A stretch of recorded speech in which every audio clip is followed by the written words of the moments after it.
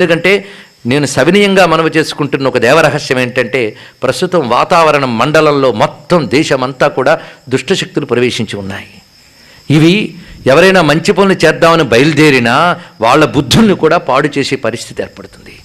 తర్కాలు, యుక్తాలు, విచక్షణలు పనిచెయ్యో. మీరు ఎన్ని లాజిక్లు చెప్పండి, ఎన్ని చెప్పండి, పనిచెయ్యో. దుష్టశక్తులు ఈ విధంగా ఉన్నాయి. అటువంటి వాటి నుంచి బయటపడాలి అంటే మనం మంచి శక్తిని పంపు చేయాలి వాతావరణంలో.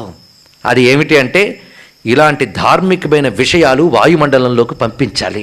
అందుకే ప్రవచనాలు, ధార్మిక ప్రవచనాలు జరగాలి.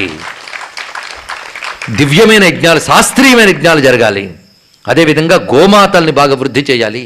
తులసి, మారేడు లాంటి దేవతా వృక్షాలని పెంచాలి. ప్రతి వారి ఇంట్లో 2 పుట్ల దీపాలు వెలగాలి, ధూపాలు ఉండాలి.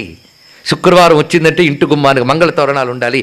ఇలాంటి ఒక పవిత్రమైన దైవశక్తి వాతావరణాన్ని మీరు ఏర్పాటు చేశారంటే దుష్టశక్తులు పోతాయి. కానీ